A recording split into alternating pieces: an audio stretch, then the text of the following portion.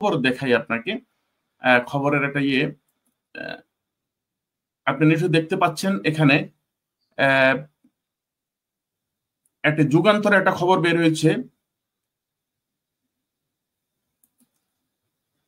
Bangladesh America মৈত্রী প্রকল্প চালু, যেটি মূলত ব্র্যাক ইউনিভার্সিটির সাথে তারা এই প্রকল্পটার একটা চুক্তি করে সেখানে। তো আমাদের সূত্রে কিছুটা মিলে যাচ্ছে যে ব্র্যাক ইউনিভার্সিটিতে ইউএসআইডি কিভাবে অর্থায়নটা করলো। এই বিষয়ে আপনার ব্র্যাক ইউনিভার্সিটির সাথে এবং ইউএসআইডির সম্পর্কটা কি, এই বিষয়কে একটু বিশ্লেষণ করবেন মিস্টার বেঞ্জের রিপোর্টের দৃষ্টিকোণ থেকে। এ ব্যাপারে আপনার অধ্যয়নটা কি?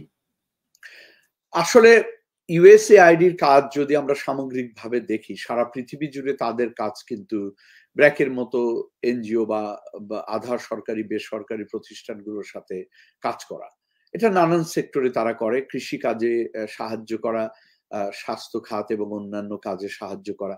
সুতরাং ব্র্যাকের সাথে ইউএসএআইডির সম্পর্ক থাকবে, এটা নিয়ে আমাদের কিন্তু বিচলিত হওয়ার মতো কিছু আমি মনে করি নাই প্রথম থেকেই।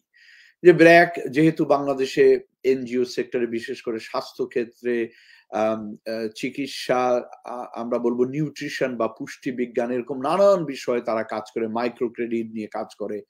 সুতরাং ইউএসএআইডির মাধ্যমে তারা যে আমেরিকান অনুদান পাবে, এটা খুবই একটা স্বাভাবিক ঘটনা। আমরা কিন্তু এইটা নিয়ে কখনোই প্রশ্ন করিনি বা প্রশ্নবিদ্ধতার দিকে যাইনি। সমস্যাটা হয়ে দাঁড়ায় কখন, যখন এই একটি এনজিও প্রতিষ্ঠান অথবা বেসরকারি প্রতিষ্ঠান যখন একটা দেশের প্যারালাল সরকার হয়ে দাঁড়ায়। প্যারালাল সরকার হয়ে দাঁড়ালে সমস্যাটা তৈরি হয়। তখন তারা তাদের এই অর্থায়ন যারা করে, তাদের স্বার্থটা দেখতে গিয়ে দেশের যে স্বদেশ, এটা এক ধরনের নিও কলোনাইল চিন্তা। কেউ যদি বলে যে এটা আগে মানুষ কলোনি করতো, ব্রিটিশরা এসে ভারতবর্ষকে দখল করে ফেলেছে, এইভাবে কলোনি হতো। এখন আর সেইভাবে কলোনি হয় না, কলোনিটা হয় মনোজগতে। আমরা বলি মনোজগতে উপনিবেশ। এই যে মনোজগতে উপনিবেশ তৈরি হচ্ছে এবং তার প্রেক্ষিতে রাজনীতির উপর প্রভাব, এইটা বাংলাদেশের ক্ষেত্রে কতটা হয়েছে আমার মনে হয় সেটা বিশ্লেষণ করার প্রয়োজনীয়তা আছে। এটা খুব গুরুত্বপূর্ণ, কারণ আমরা ব্র্যাকের মতো প্রতিষ্ঠানকে আমরাও বিশ্বাস করি, আমরাও দেশের কল্যাণকর প্রতিষ্ঠান বলে মনে করি। এই কল্যাণকর প্রতিষ্ঠান করতে গিয়ে আমরা দেশের কি করছি, আমি রাজনীতির ক্ষেত্রে এখানে বড় কিছু বলবো না। রাজনৈতিক পরিবর্তন মানুষ চাইতেই পারে, একটি গণতান্ত্রিক দেশে একটা সরকার আসবে আর একটা সরকার তৈরি হবে, এটা মানুষ চাইতে পারে। কিন্তু তার পেছনে যদি অন্য কোনো উদ্দেশ্য থাকে, তার পেছনে যদি মানে দেশটাকে আরো 50 বছর পিছিয়ে দেওয়ার মতো সাংস্কৃতিক কোনো আগ্রাসন হয় বা এই ধরনের কোনো বিষয় হয়, বা এক কথায় আমি বাংলাদেশের ক্ষেত্রে বলবো স্বাধীনতার বিরোধী, ইতিহাস বিরোধী যদি হয়, সেটা তো বাংলাদেশের জন্য কল্যাণকর কিছু না, বাংলাদেশের জন্য মঙ্গলজনক কিছু না।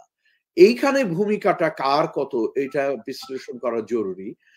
হ্যাঁ, আমার স্পষ্ট মনে আছে যে আমি নিজেও সমর্থন করছিলাম যে ছাত্রদের কিছু দাবি দেওয়া মেনে নেওয়া দরকার। আমার মনে আছে একটা টক শোতে এসে আমি এই বিষয়ে কথাও বলেছিলাম যে আমরা মুক্তিযুদ্ধের কোটা সিস্টেমকে বাদ দিতে কেন বলবো? আমেরিকা এখনো তার যোদ্ধাদের কোটা বাদ দেয়নি, পৃথিবীর অন্যান্য দেশ দেয়নি, দ্বিতীয় মহাযুদ্ধের তারা দেয়নি। স্বাধীনতার প্রত্যেকটা জায়গায় যারা আত্মত্যাগ করে তাদেরকে সামনে এনে তাদেরকে এই কোটার মাধ্যমে বা একটা বিশেষ সুবিধা দেওয়ার মাধ্যমে স্বীকৃতি দেওয়া হয়। সেখানে বাংলাদেশের মুক্তিযুদ্ধের কোটা পরিপূর্ণভাবে বাদ দেওয়ার কথা কেন আসছে? এটা হয়তো সংস্কার হতে পারে, এটা হয়তো অন্য কিছু হতে পারে, এইভাবে আমরা সমর্থন করেছি। আমার স্পষ্ট মনে আছে আমি আন্দোলনকে যে হ্যাঁ, ছাত্রদের এই দাবিটা মেনে নেওয়া উচিত, আমাদের সরকারের মেনে নেওয়া উচিত বা তাদের সাথে আলোচনা করা উচিত। তাহলে লক্ষ্য করে দেখেন, আমি যতদূর জানি, আমি জানতে পারলাম যে তৎকালীন প্রধানমন্ত্রী এবং অন্যান্য সবাই সিদ্ধান্ত নিয়েছে ছাত্রদের সাথে বৈঠক করবে এবং আন্দোলনটির অনেকটা স্তীমিত হয়ে যাচ্ছে, আপনি যেটা বললেন। তারপর হঠাৎ করে সেটি আবার একটা নতুন রূপ পেল এবং সেই রূপের ভূমিকায় হয়তো ব্র্যাকের এখানে ভূমিকা আছে। এই ভূমিকাটা ব্র্যাক একটি এনজিও প্রতিষ্ঠান হিসেবে কতটা রেখেছে, আর অন্যদিকে একটি রাজনৈতিক পরিবর্তনের প্রক্সি হিসেবে কতটা রেখেছে সে প্রশ্নটা কিন্তু এখন আসবেই। আমি মনে করি ওটা একটা টার্নিং পয়েন্ট ছিল যে তাদের এই এত শিক্ষক এবং ছাত্রদের একযোগে এটার সাথে জড়িত হওয়া। সেখানে যে অভিযোগটি এই সাক্ষাৎকারে এসেছে যে তারা ইউএসএআইডির মাধ্যমে এই কাজগুলো করিয়েছে, সেই অভিযোগ কি খণ্ডাতে পারে কিনা, ব্র্যাকের ভূমিকা কি, ব্র্যাক কি সেখানে কোনো স্টেটমেন্ট দিয়েছে কিনা বা দিচ্ছে কিনা সেটা দেখা জরুরি। আমার তো মনে হয় এই ধরনের অভিযোগ উঠলে তাদেরও উচিত এটাকে ক্লারিফাই করা যে না, আমরা এই ধরনের কোনো ভূমিকা রাখিনি।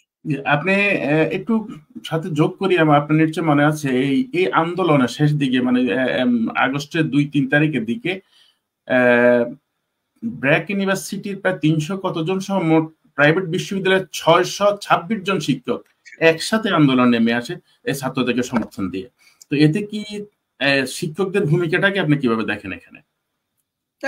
পুরোপুরি তারা একটি রাজনৈতিক অবস্থান নিয়েছে। সেই রাজনৈতিক অবস্থানটি সেই সময়ের সরকার পতনের অবস্থান। এ ব্যাপারে তো কোনো এবং আমার জানা মতে ব্র্যাক কোনো কিন্তু প্রতিবাদ করেনি।